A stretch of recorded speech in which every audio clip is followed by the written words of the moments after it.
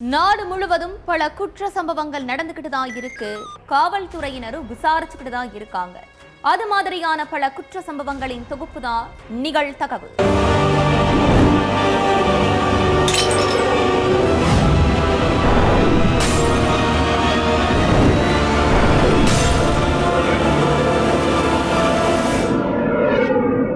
நிகழ்தகவு. மேரேஜ் பர்ச்சேஸுக்காக தந்தையுடன் பைக்கில் சென்று கொண்டிருந்த இளம்பெண், கையில் துப்பாக்கியுடன் திடீரென குறுக்கே புகுந்த இளைஞர், இளம்பெண்ணை துப்பாக்கியால் சுட்டு தள்ளிய கொடூரம். திருமணத்திற்கு ஒரு வாரம் மட்டுமே உள்ள நிலையில் இளம்பெண்ணை சுட்டு கொன்ற கொடூரன் யார்? பின்னணி என்ன?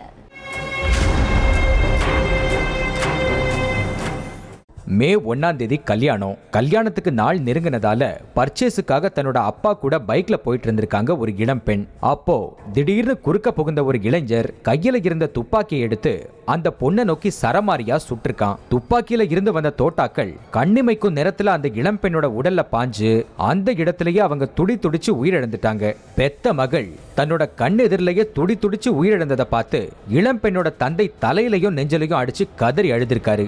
இளம் பெண்ணை துப்பாக்கியால சுட்டு கொண்ட கொடூரன் தப்பி ஓடாம அசால்ட்டா நடந்து போய் நேரா அங்க இருந்த போலீஸ் ஸ்டேஷன்ல போய் சரணடைஞ்சிருக்கான். அவன் கிட்ட நடத்தின விசாரணையில தான் அவன் யாரு, அந்த பொண்ணு யாரு, இந்த கொலை ஏன் நடந்துச்சுங்கிற எல்லா விஷயமும் தெரிய வந்திருக்கு.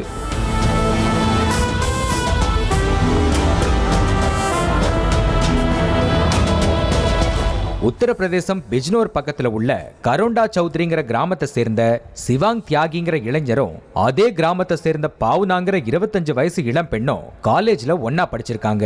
ஒரே ஏரியா ஒரே காலேஜ்ங்கிறதால ரெண்டு பேருக்கும் ஒருத்தர் தெரிஞ்சிருக்கு. காலேஜ் படிக்கிற காலத்துல இருந்தே பாவுனாவை தூரத்துல நின்னு காதலிக்க ஆரம்பிச்ச சிவாங் ஒரு சில மாதங்களுக்கு முன்னாடி பாவனா கிட்ட தன்னோட காதலை வெளிப்படுத்தியிருக்கான். சிவாங் ப்ரப்போஸ் பண்ணதும் ஷாக் ஆன பாவனா, உன் மேல எனக்கு லவ் இல்ல, உன்னன்னு இல்ல, யாரையுமே நான் லவ் பண்ணல, இந்த எண்ணத்தை இப்பவே குழி தோண்டி புதைச்சிருன்னு சொல்லிருக்காங்க. பாவனா சொன்னதை காதுல வாங்காத சிவாங், அதெல்லாம் முடியாது, நீ என்னதான் லவ் பண்ணணும், என்னதான் கல்யாணம் பண்ணணும், நீ எனக்கு தான் அடாவடித்தனமா பேசியிருக்கான். செல்போன்ல அடிக்கடி கால் மெசேஜ் பண்ணி தொந்தரவு பண்றது, வெளியில எங்காவது பார்த்தா பின்னாடியே ஃபாலோ பண்ணி போய் பேச முயற்சி பண்றதுன்னு பல வகையில பாவனாவுக்கு குடைச்சல் கொடுத்துட்டே இருந்திருக்கான். சிவாங்க பெருசா கண்டுக்காம பாவனா தன்னோட வேலையை மட்டும் பார்த்துட்டு இருந்திருக்காங்க.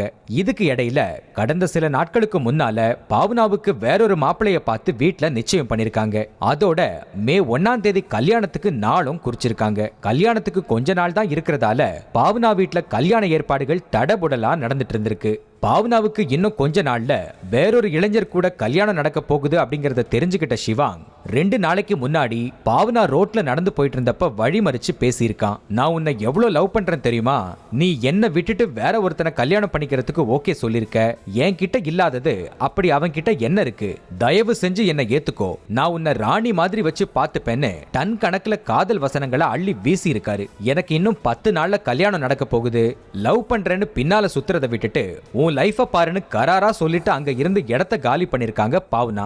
இவ்வளவு சொல்லியும் கெஞ்சி மன்றாடியும் பாவனா தன்னோட காதலை ஏத்துக்காதது சிவாங்குக்கு ஆத்திரத்தை ஏற்படுத்தி இருக்கு. அந்த கோபம் தனக்கு கிடைக்காத பொண்ணு வேற யாருக்குமே கிடைக்க கூடாதுன்னு நினைக்கிற அளவுக்கு கொலவெறிய உண்டாக்கி இருக்கு.